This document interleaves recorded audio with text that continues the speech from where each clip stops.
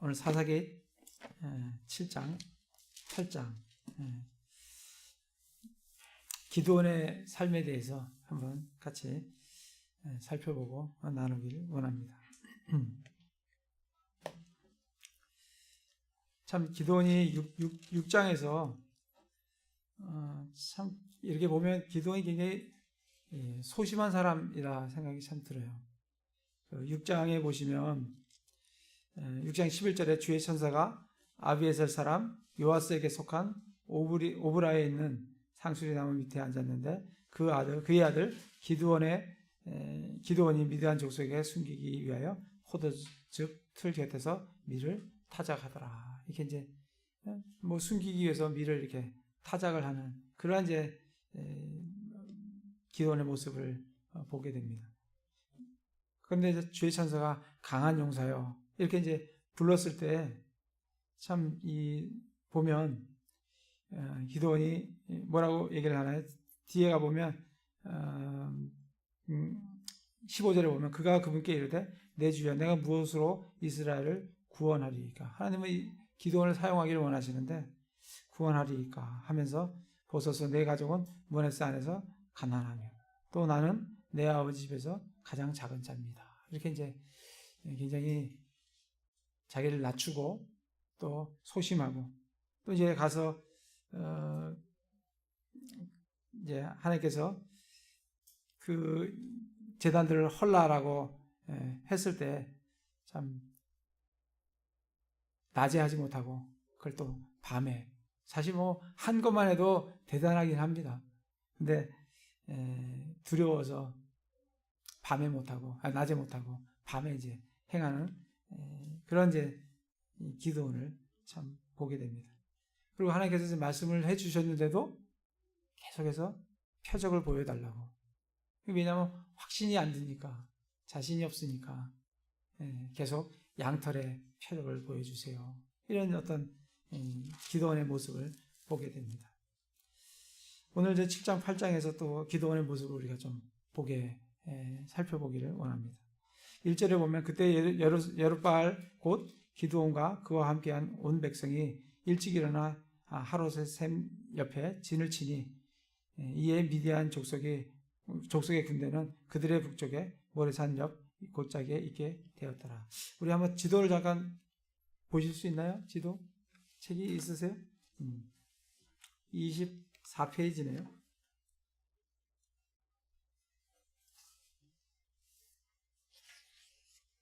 24페이지 보시면 기드온과 300용사 이렇게 나오지 않습니까? 그래서 1절에 아까 보면 기드온과 함께한 온 백성이 일어나 하롯의 샘 옆에 진을 친다 했죠. 거기 보면 갈릴리 바다 밑에 보면 모래 언덕 있고 하롯 샘이 있죠. 그 하롯샘 거기에 이제 짐을 쳤고 미디안 족속의 군대는 그들의 북쪽에 모래산 옆 골짜기에 거기 보면 이제 골짜기라고 그게 이스라엘 평원이 그쪽이 이제 골짜기인 것 같아요. 거기에 이제 진을 쳐서 그렇게 하롯샘과 골짜기에서 서로 이제 미디안 군대와 이제 이스라엘 군대가 이제 진을 딱 치고 있는 그런 모습을 보게 됩니다. 그리고 이제 계속해서 보면 이렇게 거기서 싸우다가 이제 그 왕 2명이 이제 도피를 하잖아요. 밑으로 이렇게 도피를 해서 내려오고 그다음에 강을 건너서 숫곳, 브니엘 그리고 이제 갈골에서 이 왕들을 잡아서 이제 사로잡죠. 거기서 그런 이제 내용들이 지금 24페이지에 보면 나옵니다. 이걸 좀 참고 좀 하시고 말씀을 이렇게 보시면은 지금 어느 부분에서 어떻게 전투가 이루어지고 어떻게 됐구나 하는 것을 좀 알 수가 있게 됩니다. 2절에 보시면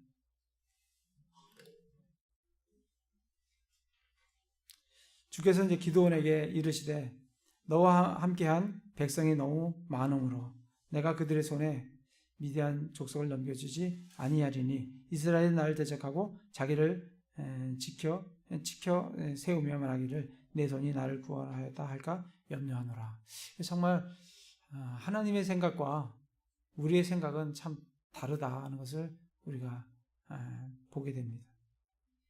사실 전쟁에 나가게 되면 사람이 많을수록 사실은 안 좋겠습니까? 좋을 것 같아요. 사람이 많을수록 좋을 것 같아요. 그런데 하나님께서는 너와 함께한 백성이 너무 많으므로 내가 그들의 손에 미디안 족속을 넘겨주지 아니하리라. 그래서 하나님의 생각과 우리의 생각은 참 달라요. 이사야 한번 볼까요? 이사야 55장.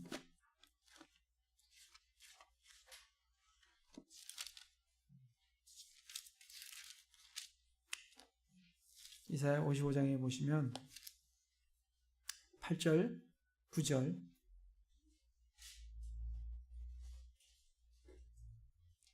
내 생각들은 너희 생각들과 같지 아니하며 내 길들은 너희 길들과 같지 아니하리라.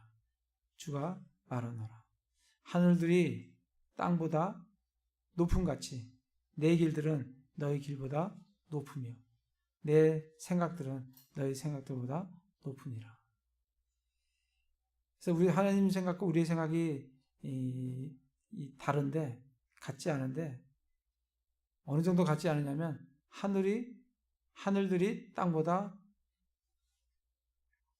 높음같이 내 길들은 너희들보다 높으며 내 생각들은 너희 생각들보다 높다. 그래서 하나님 생각과 우리 생각은 정말 다르다. 그래서 내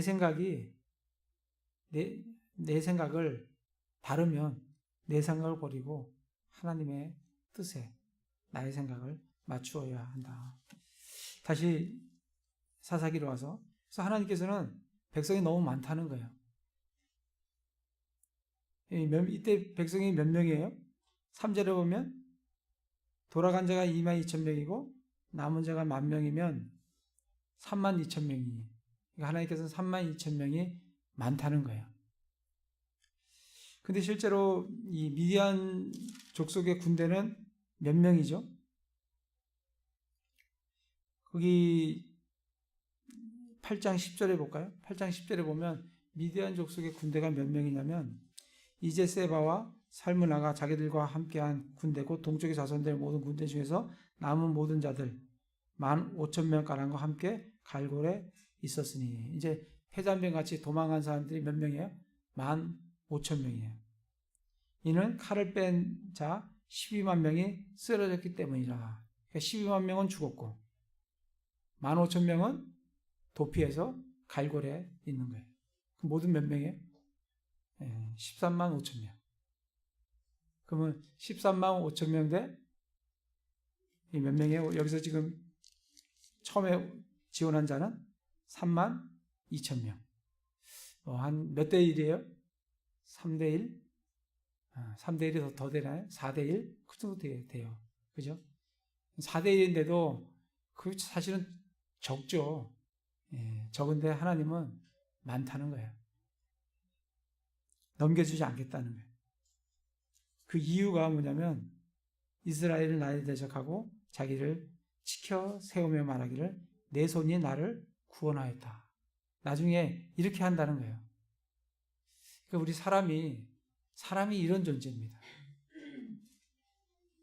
어려울 때는 하나님을 찾고 구하고 막 하지만 그게 다 해결되면 그 해결이 내가 한 거로 자기 때문에 그것이 해결된 거로 하나님은 그걸 염려하신다는 거예요. 그러니까 이 전쟁은 숫자를 줄여서 이 전쟁은 도무지 우리 힘으로 한 전쟁이 아닙니다. 이건 하나님께서 해주시지 않으시면 우리가 이길 수 없는 그런 전쟁입니다. 그 정도까지 하나님은 사람들의 숫자를 낮추시겠다는 거예요. 3만 5천 명이 많다는 거예요. 그래서 1차로 돌려보낸 사람이 2만 2천 명이에요. 남은 자가 몇 명이에요? 10,000명이에요. 4절에 보면 주께서 기드온에게 이르시되 아직도 백성이 많다는 거예요. 많다. 그들을 데리고 물로 내려가라. 거기서 내가 너를 위하여 그들을 시험하리라. 내가 누구를 가리키며 말하기를 이 사람은 너와 함께 가리라 하면 바로 그 사람은 너와 함께 갈 것이요. 내가 누구를 가리키며 너희에게 말하기를 이 사람은 너와 함께 가지 못하리라 하면 그는 가지 못할 것이라 하시니라. 10,000명도 많아요. 그래서 하나님께서는 다시 또 시험을 하시겠다는 거예요. 그 시험 방법이 뭐예요? 5절에 보면 물로 데리고 가서 주께서 기드온에게 이르시되 너는 개가 핥는 것 같이 자기 혀로 물을 핥는 모든 자를 따로 세우고 또 물을 붓고 마시는 그 모든 자도 그와 같이 하라. 여러분 개가 물 먹는 모습을 보셨죠? 예, 개 물 먹는 모습 보셨잖아요. 혀를 내 갖고 물을 이렇게 먹는 모습을 보셨어요. 그러니까 지금 하나님께서는 손으로 물을 먹는데 손을 이렇게 물을 떠서 개가 하듯이 이 물을 이렇게 먹는 사람들은 혀로 핥듯이 먹는 사람들은 그 사람들을 택하고 나머지 머리를 강에다 쳐박는다는 표현이 좀 강한데 아무튼 머리를 숙여서 물에 숙여서 그 물을 먹는 사람들은 집으로 돌아가도록 그렇게 이제 말씀을 하셨습니다. 그거는 이제 대부분 그렇게 얘기를 해요. 이 개가 핥듯이 먹는 것은 물을 떠서 주변을 살피면서 이 물을 먹는 사람하고 아무 생각 없이 주변에 뭐가 있는지 없는지 공격이 오는지 없는지 상관없이 그냥 머리를 박고 물을 먹는 사람하고는 하나님께서 다르게 보시는, 그래서 그런 사람들을 이제 전쟁에 그 사람들을 사용하겠다. 그 사람들이 모두 300명이죠. 1차적으로 하나님께서 3절에 보시면 이제 가서 백성의 귀에 선포하여 말하기를 누구든지 두렵고 무서워하는 자는 길라산에서 일찍 떠나 돌아가라. 그래서 하나님의 전쟁에는 많은 사람이 필요한 게 아니라 소수의 헌신된 사람이 필요해요. 사실 이 신약교회에 우리도 영적인 전쟁을 하고 있는 신약교회에 예수 그리스도의 군사들도 많은 숫자가 필요한 게 아닙니다. 소수의 헌신된 사람이 필요해요. 사도 바울이 디모데후서에서 사도 바울이 얼마나 많은 사람들에게 복음을 전했고 많은 사람을 얻었습니까? 그런데 디모데후서에서 뭐라 그래요? 누가만 나와 함께 있느니라. 너는 내게로 속히 디모데한테 너는 내게 속히 돌아오라. 내가 그 로마 황제 앞에 섰을 때 나와 함께 서서 옆에서 변론하던 사람이 아무도 없었느니라. 사람이 그렇습니다. 사람이 있을 때 많은 것 같아도 정작 헌신을 해야 될 때 가면은 분명하게 드러나요. 이 사람이 헌신되었던 사람인지 아니면 이 사람이 헌신의 모양만 갖고 있는 사람인지는 어느 순간에 가면 그것이 딱 드러나게 됩니다. 하나님은 많은 사람이 필요한 게 아니에요. 하나님은 사도 바울 한 사람이면 충분해요. 오히려 많은 사람들이 거추장스러워요. 많은 사람들이 오히려 막 이만하고 저만하고 뭐 나는 이렇습니다. 나는 저렇습니다. 뭐 어떻습니다. 하나님은 그런 걸 원치지 않으세요. 하나님은 소수의 헌신된 사람으로 하나님께서 명령을 내리시면 그 말씀 그대로 일사불란하게 움직이는 소수의 헌신된 사람들을 원하신다. 그래서 지금 하나님께서 1차적으로 두려운 사람들 다 가라. 22,000명이 갔고 그 다음에 물 먹는 태도로 또 나머지 사람 보내고 300명만 지금 택했습니다. 그래서 이제 8절에 이에 백성이 양식과 자기들의 나팔을 손에 들매 그가 이스라엘의 나머지 모든 사람을 각각 그 사람의 장막으로 돌려보내고 300명은 머물게 하니라. 미디안 군대는 그의 밑에 있던 골짜기에 있더라. 아직 미디안은 골짜기에 있네요. 바로 그 밤에 주께서 그에게 이르시되 너는 일어나서 그 군대에게로 내려가라. 내가 그것을 내 손에 넘겨 주었느니라. 하나님께서는 기드온에게 이제 300명이 됐다. 그래 이제 내려가라 하고 명령을 주십니다. 명령을 주시면서 내 손에 넘겨 주었느니라. 넘겨 줄 것이다가 아니고 넘겨 주었느니라. 하나님은 이미 승리를 약속을 하시고 승리를 다 보고 계시고 넘겨 주었다라고 과거 시제로 지금 말씀을 해주고 계십니다. 그런데 이제 10절에 지금 300명의 용사는 준비됐는데 사실 기드온이 준비가 좀 덜 됐어요. 그 300명을 데리고 이 전쟁을 선봉에 서서 할 기드온을 좀 준비시킬 필요가 있습니다. 그래서 10절에 그러나 만일 내가 내려가기를 두려워하거든. 이 말씀을 잘 읽어보면 지금 하나님은 아세요. 기드온이 지금 두려워하고 있다는 걸 아십니다. 네가 두려워하거든. 사실 기드온은 안 그렇겠어요. 하나님, 이게 3만 2천 명도 적은데 이것도 다 줄여가지고 300명 데리고 하라고 하면 13만 5천 명하고 300명 하면 몇 명 대 1이에요? 한 4천 명 대 1인가? 뭐 그렇더라고요. 4,500명의 1인가. 어떻게 싸웁니까? 사실 기드온이 두려워하는 마음이 기드온에게 있어요.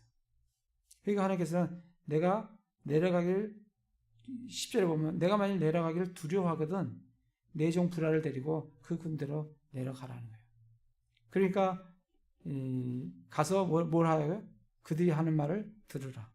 그리하면 그 뒤에 내 손이 힘을 얻어서 그 군대에게로 내려가리라 하시니라. 이에 그가 자기 종 브라와 함께 그 군대 안에 있는 무장한 사람들의 외곽으로 내려갔어요. 그러니까 두려워하거든 누구를 데리고 가라고요? 브라를 데리고 가라고. 근데 기드온이 브라를 데리고 가요? 안 데리고 가요? 데리고 가요.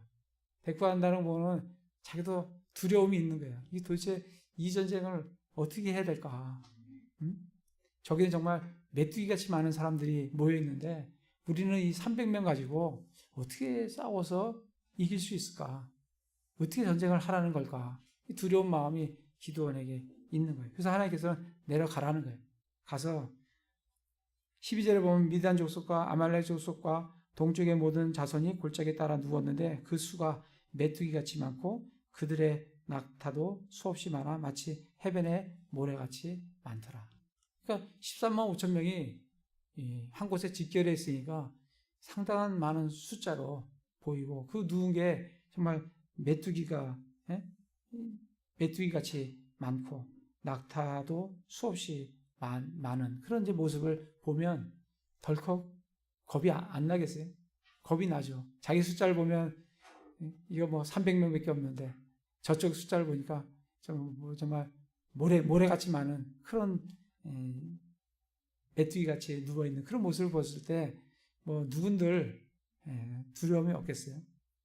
13절에 기드온이 그곳에 이른즉 보라 어떤 사람이 자기 종료에게 꿈을 고하며 이르기를 보라 내가 한 꿈을 꿨는데 보라 보리병 한 덩이가 미디안 군대 안으로 굴러들어와 한 장막에 이른 뒤에 그것을 쳐서 무너뜨려 뒤엎음에 그 장막이 쓰러지니라 하니 하나님께서 우연이 아니고 하나님의 계획 가운데 어떤 사람이 자기가 꾼 꿈을 자기 동료에게 자기 꿈을 얘기를 해주는 거예요. 뭐 칼도 아니고 뭐가 내려와요? 뭐 보리빵 한 덩이가 장막으로 내려오는 거예요.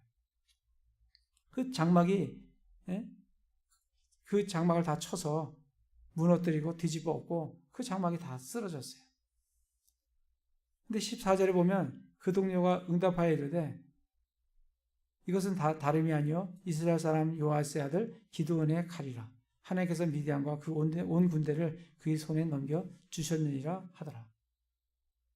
그 듣는 사람이 여러분 어떻겠어요? 그런 얘기를 들으면 무슨 그런 개꿈을 꿔갖고 그런 쓸데없는 꿈을 꿔갖고 그런 말을 하냐 이렇게 얘기를 할 수도 있고, 야, 너 그런 꿈 괜히 얘기하고 사람들 동요시키지 말고 잠잠히 있어라.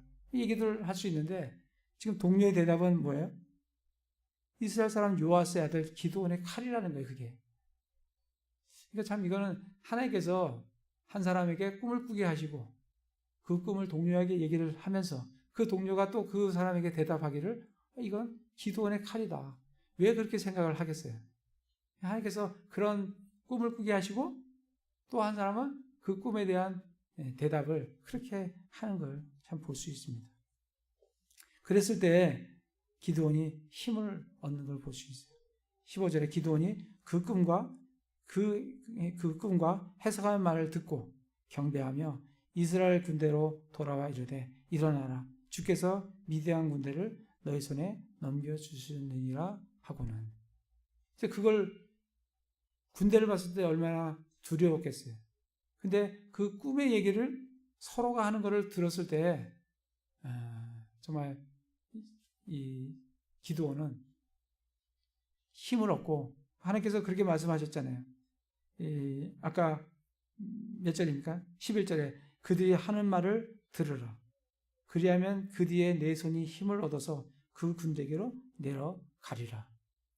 하나님께서 기드온이 두려워하니까 지금 보여주시고 그 다음에 들려주시고 그리고 그 힘을 얻게 하셔서 이제 힘있게 자기 군대 300명을 데리고 내려갈 수 있도록 그렇게 하시는 것을 볼 수 있습니다.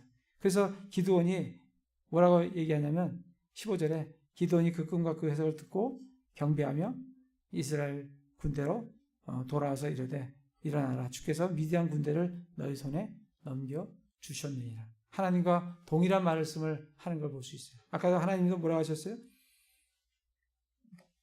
그것을 너희 손에 넘겨주었느니라 얘기했는데 지금 기드온도 주께서 미디안 군대를 그 300명에게 너희 손에 넘겨주셨느니라 이렇게 말씀을 그대로 전달하는 걸 볼 수 있습니다. 그걸 보면 지금 기드온이 굉장히 이제 확신에 찬 그런 모습을 갖고 있는 걸 참 볼 수가 있습니다. 그래서 전략을 세워요. 300명을 세 무리로 나누어서 16절에 보면 나누어서 각 산의 섬에 나팔과 빈 항아리를 주고 항아리 안에 등불을 주며 그들에게 이르되 나만 바라보고 그대로 하되 보라 내가 그 진영의 외곽에 이르거든 내가 하는 대로 너희도 그리하여 나와 함께한 모든 자들이 나팔을 불거든 너희도 그 온 진영의 사면에서 나팔을 불며 말하기를 주의 칼이라 기드온의 칼이라 하라. 그렇게 이제 잘 전략을 세우는 걸 참 볼 수가 있습니다. 그래서 정말 굉장히 소심하고 진짜 이 양털 그런 표적들을 보여주시지 않으면 움직이지 아니하는 그런 기드온을 하나님께서는 3만 2천 명이 아니라 3만 2천 명이니까 3만 2천 명이죠. 12,000명 2만 2천 명 돌아갔고 10,000명이 3만 2천 명이 아니라 300명을 데리고 그것을 행할 수 있도록 기드온을 참 준비시켜 주시는 걸 참 볼 수가 있습니다. 그래서 기드온이 이제 19절에 보면 이에 기드온과 그에 함께한 100명이 중간 세 팀으로 나눴으니까 기드온과 함께한 사람은 이제 100명이죠. 중간 경점에 시작되는 때에 경점이 시작되는 때에 진영 밖에 이르렀는데 그들이 막 새로 파수꾼을 세움으로 그들이 나팔을 불며 손에 있던 항아리를 부수니라. 세 무리가 나팔을 불며 항아리를 부수고 왼손에 등불을 오른손에 나팔을 불며 외치되 주의 칼이라 기드온의 칼이라 하고는 각 사람이 진영의 사방에서 자기 자리에 섬에 그 온 군대가 달려가고 부르짖으며 도망하더라. 300명이 나팔을 불 때 주께서 그 온 군대에서 서로 두루 각 사람의 칼이 그 동료들을 치게 하심으로 군대가 도망하여 스레라스의 베시다오에 이르렀고 또 답밭과 아벨 무올라의 경계에 이르렀더라. 이스라엘 사람들은 납달리와 아셀과 온 므낫세에서 나와서 함께 모여 미디안 족속을 추격하였더라. 그렇게 이제 말씀을 해주고 있습니다. 그래서 실제로 뭐 그게 이 항아리하고 횃불이 그게 무슨 무기가 되겠습니까? 근데 실제로 그걸 깨트리면서 주의 칼이다, 기도원의 칼이다 라고 외치니까 그 소리로 인해서 서로가 서로를 죽이면서, 아까 몇 명이 죽었다 그랬어요? 12만 명이, 칼뺀 자 12만 명이 쓰러졌다는 거예요. 그래서 나머지 사람들은 이제 도망하기 시작하는 것을 볼 수가 있습니다. 그럴 때 24절에 보면 기드온이 사자들을 온 에브라임 산으로 보내어 말하기를. 그래서 지금 에브라임은 지금 참여하지 않았는데 주로 참여한 데가 어디예요? 23절에 보면 납달리와 아셀과 므낫세가 참여를 했어요. 에브라임 참여를 안 했는데 에브라임으로 사람을 보내서 사자들 온 에브라임 산에 보내어 말하기를, 내려와서 미디안 족속을 치고 그들을 앞질러서 벳바라와 요르단에 이르는 물들을 취하라 하며, 이 에브라임의 모든 사람들이 함께 모여 벳바라와 요르단에 이르는 물을 취하고, 그리고 미디안 족속의 두 통치자 오렙과 스앱을 사로잡아 오렙은 오렙 반석에서 죽이고 스앱은 스앱 포도주 틀에서 죽였어. 그래서 에브라임도 이제 함께 참여하는 걸 참 보게 됩니다. 이렇게 해서 전쟁이 정말 대승을 거두는 걸 볼 수 있어요. 그래서 통치자들도 죽이고 두 왕은 이제 갈골로 피신을 가는 걸 볼 수가 있습니다. 근데 전쟁이 이제 중인데 이제 대승을 거둔 후에 에브라임 사람들이 1절에 보면 에브라임 사람들이 그에게 이르되 내가 미디안 족속과 싸우러 갈 때 우리를 부르지 아니하였으니 어찌하여 우리를 이같이 대우하였느냐 하고 그와 심하게 다툼으로. 여기서도 우리가 또 사람의 모습을 볼 수가 있습니다. 사람은 저도 그래요. 정말 사람은 그렇습니다. 지금 사실 참여하라고 했으면 에브라임이 참여했을지 안 했을지 미지수예요. 잘 몰라요. 근데 전쟁을 대승을 거두고 나니까 왜 우리를 미리 참여를 안 시켰느냐. 그렇게 비판하고 투정하는 걸 참 볼 수가 있습니다. 그럴 때 참 이 기드온이 굉장히 겸손한 걸 참 볼 수가 있어요. 2절에 보면 그가 그들에게 이르되 내가 이제 행한 일이 너희가 행한 일과 비교가 되겠느냐. 사실 기드온이 대단한 승리를 거뒀어요. 근데 비교가 되겠느냐. 에브라임의 끝물 포도 줄기가 아비에셀의 포도 수확보다 낫지 아니하냐. 지금 기드온은 아비에셀 사람입니다. 그러면서 이 에브라임을 높여주는 걸 참 볼 수 있어요. 에브라임의 끝물 포도 줄기가 아비에셀의 포도 수확보다 훨씬 낫다. 너희가 더 소중한 거고 너희가 더 귀한 존재들이다. 이렇게 자기를 낮추고 높여주니까 이 분노가 이제 풀리는 것을 볼 수가 있습니다. 그러면서 4절에 기드온과 그와 함께한 300명이 요르단에 이른 뒤에 건너고 기진하였으나 여진이 그들을 추격하였더라. 지금 300명이 정말 한 명도 손상이 죽은 사람이 없어요. 지금 그대로 300명이에요.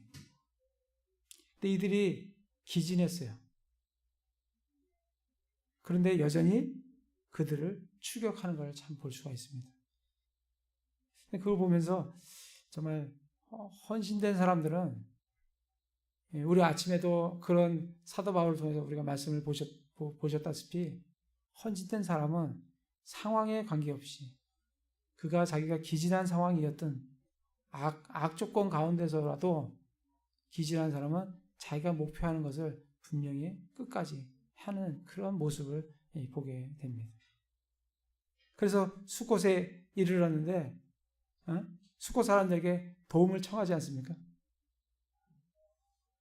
청하니까 숫곳 사람들이 뭐라 그래요?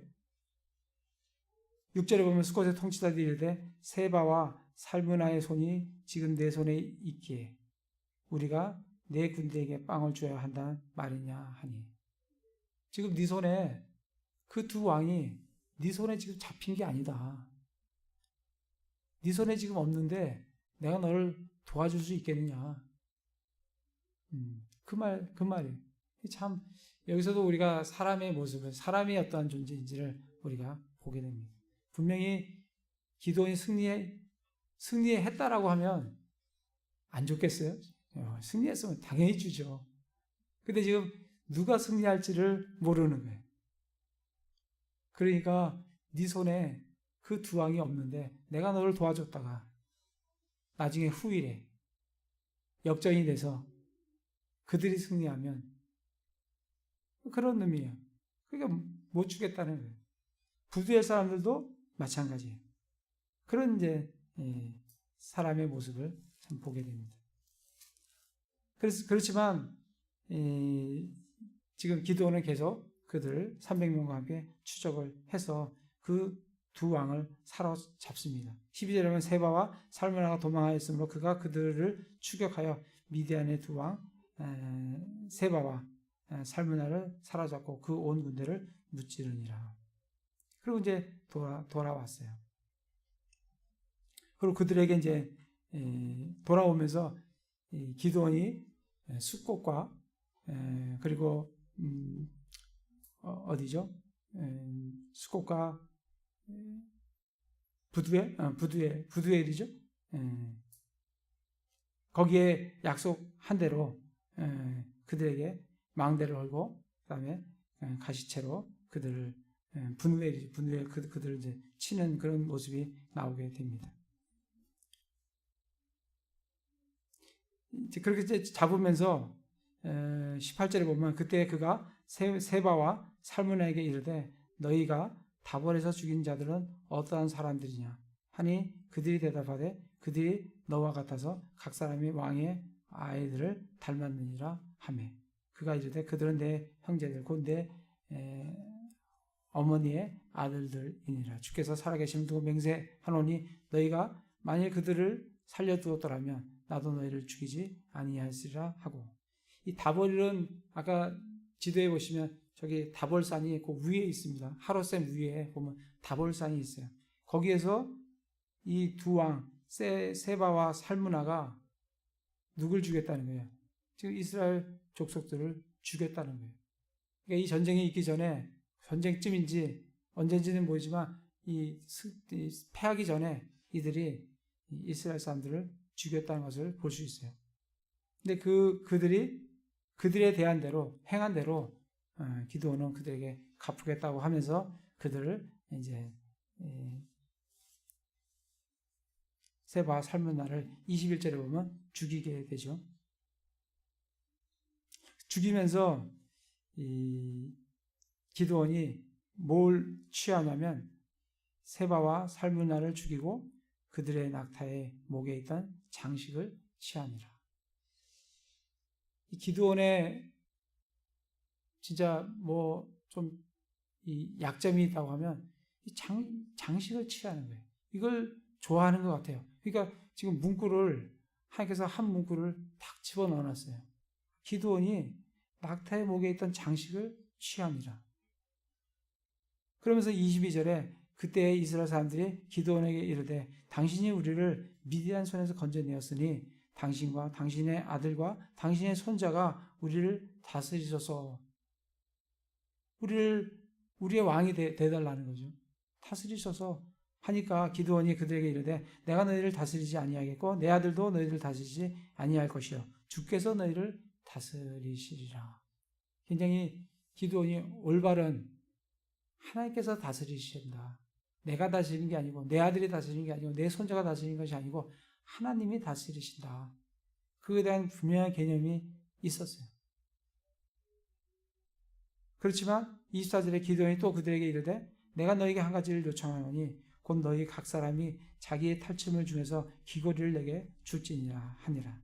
그들이 이스마엘 족속이므로 금귀 귀고리를 가지고 있었더라. 이 미디안 족속이 이스마엘 족속으로서 그곳에 있는 사람들과 함께 섞이면서 그들이 금 귀고리를 가지고 있었다는 거예요. 그걸 달라는 거예요. 그들이 응답하되 뭐 우리를 다스리는 왕 돼달라고 하는데 그것도 싫다고 하는데 귀걸이 정도야 뭐 우리가 충분히 떼줄 수 있습니다 하면서 귀걸이를 기꺼이 드리리다 하고 겉옷을 펴고 각 사람이 자기의 탈취물 중에서 귀걸이를 그 안에 던지니 그가 요청한 금 귀걸이 무게가 금으로 1700세겔이요. 그 외에 장식과 목걸이와 미디안 왕들이 입었던 자주색 의복과 또 그들의 낙타 목에 둘렀던 사슬이 있었더라. 그러니까 참 어떻게 보면 기드온은 이런 왕의 권세 이런 거에는 관심이 없었어요. 하나님께서 다스려야 된다. 그런데 그의 약점 중에 하나는 뭐냐면 재물이에요. 뭔가 금 귀걸이와 장식품과 이런 것들은 백성들한테 요구하는 걸 참 볼 수가 있어요. 그걸 요구해서 뭘 해요? 기드온이 그것으로 에봇 하나를 만들어 자기의 도시 오브라에 두었더니 온 이스라엘이 거기로 가서 그것을 따라 음행의 길을 감으로 그 일이 기드온과 그의 집에 올무가 되니라. 그 재물이 그 눈에 안목의 정욕이죠. 보는 것으로 말미암아 취하고 싶은 그 금과 그 귀한 것들을 걷어들여서 그걸 가지고 에봇을 만들어요. 에봇은 누가 입는 거예요? 제사장이 입는 옷이에요. 에봇이라고. 근데 이 에봇은 아마도 제사장이 입는 옷이 아니라 이방인 제사장들도 에봇을 입었습니다. 아마도 그런 형태의 것이 아닌가 생각이 들어요. 그것을 만들었으니 그것으로 뭘 해요? 온 이스라엘이 거기로 가서 그것을 따라 음행의 길로 길을 감으로 그 일이 기드온과 그의 집에 올무가 되었다. 하고 적고 있습니다. 그래서 정말 우리 요한일서 잠깐 가볼까요? 요한일서 2장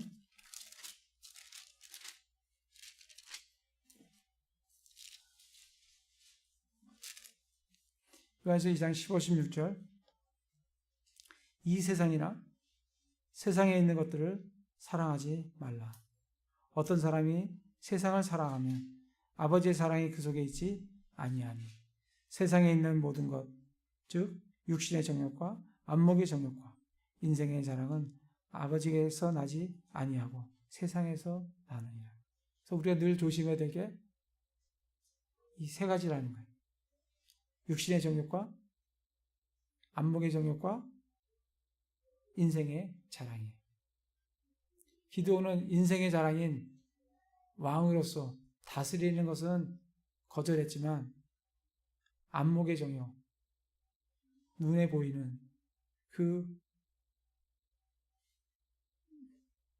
눈에 보일 때 좋은 거 그걸 취하는 데는 거기에 빠졌어요. 걸려들었어요. 그래서 우리 자신도 육신의 정욕과 안목의 정욕과 인생의 자랑 17절에 보면 세상도 그것의 정욕도 사라지되 오직 하나님의 뜻을 행하는 자는 영원히 거하느니라. 다 사라지는 것들이다. 그래서 늘 우리가 내 육신의 정욕이 어떠한지 또 내 안목의 정욕 내 인생의 자랑 그런 것들에 우리가 걸리지 않도록 기도를 보면서 그런 우리의 모습을 좀 살펴봐야 될 줄 압니다. 그래서 29절에 요아스의 아들 여룹바알이 가서 자기 집에 거하니라. 기드온이 아내가 많았으므로 자기 몸에서 낳은 아들이 70명이었고 세겜에 있던 그의 첩도 그에게 아들을 낳았으므로 그의 이름을 아비멜렉이라 하였더라. 또 기드온이 한 가지 적용한 것은 아내가 많았어요. 그래서 거기서 몸에서 낳은 아들들이 70명이나 됩니다. 나중에 이 아들 다 죽습니다. 누구로? 이 아비멜렉. 첩에서 난 이 아비멜렉한테 다 죽어요. 정말 하나님께 놀라게 쓰임받은 기드온이 정말 그 가게가 몰락하는 걸 참 볼 수가 있습니다. 그래서 기드온이 죽고 33절에 보면 기드온이 죽음에 곧바로 이스라엘 자손이 다시 돌이켜서 지난번에도 봤잖아요. 이스라엘이 또 하나님 앞에 악을 범했다. 다시 하나님 앞에 악을 범했다. 다시 또 이런 말이 나오는데 지금 여기서도 기드온이 죽음에 곧바로 이스라엘 자손이 다시 돌이켜서 바알들을 따라 음행의 길을 가며 또 바알베렛을 자기의 신으로 삼고 그런 이스라엘의 모습을 보게 됩니다. 그리고 어떻게 해요? 자기들을 건져내신 주 하나님을 자기들의 하나님을 기억하지 아니하며 또 기드온이라 하는 여룻바알이 이스라엘에게 베푼 모든 선함과 그의 집에 친절을 베풀지도 아니하였더라. 기드온이 행한 그 선한 것에 따라서 그의 집에 전혀 친절을 베푸지 아니하는 그런 이스라엘의 모습을 보게 됩니다. 여러분 어떠세요? 정말 이 기드온의 6장서부터 기드온의 일생이 이렇게 나옵니다. 참 기드온이 연약한 소심한 그런 사람을 하나님께서 용사로 부르시고 그에게 표적들을 보여주시고 그를 정말 소심한 밤에 낮에 할 수 없어서 밤에 했던 그 기드온을 그가 표적을 보여달릴 때 그 표적들을 다 보여주시면서 그를 택해서 그로 하여금 300용사와 함께 놀랍게 정말 대승을 거두게 하신 그 기드온, 처음에 소심했던 그 기드온이 나중에 뒤에 이제 7장하고 8장 초반에 보면 얼마나 담대한지 몰라요. 정말 300명을 데리고 가면서 왕 2명 다 잡아 죽이고 또 자기들 돕지 않았던 숙곡과 분유의 사람들 다 치고 그런 어떤 모습들을 참 보게 됩니다. 자기 아들한테 왕을 치라고 했을 때 자기 아들이 못하니까 자기가 담대하게 또 죽이는 그런 모습을 참 보게 되는데 그러나 그의 이제 말년에 왕 다스릴 권리는 자기가 포기를 했지만 정말 재물에 대한 그런 욕심으로 인한 그 에봇을 만드는 걸 통해서 이스라엘 민족들을 하여금 음행의 길로 가게 하는 그래서 그가 죽은 이후에 이스라엘 자손들이 정말 그의 친절에 대해서 전혀 돌아보지 않고 하나님을 잊어버리고 그의 가게는 다 몰락하는 그런 것을 참 보게 됩니다. 저는 그걸 보면서 정말 소심한 사람이 놀랍게 하나님 쓰임 받는 것도 참 놀랍고 감사한데 또 그렇게 쓰임 받던 그런 사람이 또 그 적은 것 하나로 인해서 몰락해가는 그런 모습을 참 보게 됩니다. 정말 우리는 우리의 인생이 이제 지금까지 살아왔고 앞으로 살 날이 그렇게 많지 않아요. 그래서 어떠한 인생을 기도를 보면서 어떠한 인생을 우리가 마쳐야 하는지 정말 저도 굉장히 소심합니다. 굉장히 연약해요. 그렇지만 하나님께서 사용하시고자 하시면 정말 기도와 같이 놀랍게 정말 사용되어질 수가 있습니다. 그렇게 사용되어지고 그러나 우리가 정말 조심해야 될 것은 내 욕심이 내가 원하는 육신의 정욕과 안목의 정욕과 인생의 자랑 그런 거로 인해서 몰락의 길로 가는 그런 기도원을 참 보게 되면서 우리가 경계해야 될 것이 어떤 것인지 우리가 살면서 우리의 지금 현재의 모습은 우리 각자는 지금 어느 부분을 달리고 있는지 내가 지금 소심한 그런 것에 지금 머무르고 있는지 아니면 지금 그 소심한 것을 하나님께서 사용하셔서 놀랍게 지금 쓰임을 받고 있는 건지 아니면 내가 지금 육신의 정욕과 안목의 정욕과 인생의 자랑이라는 그런 정욕에 빠져서 지금 나락의 길로 떨어지고 있는지 우리 자신을 좀 기도를 통해서 살펴보시고 내가 버려야 될 것이 뭔지 내가 어떻게 하면 하나님 앞에 놀랍게 쓰임받을 수 있는 건지 그런 삶을 살펴보시고 버릴 거 있으면 버리시고 내가 드려야 될 거 있으면 하나님께 드려서 놀랍게 쓰임받는 그런 형제자매들 다 되시기를 기도를 드립니다. 네, 제가 기도하겠습니다.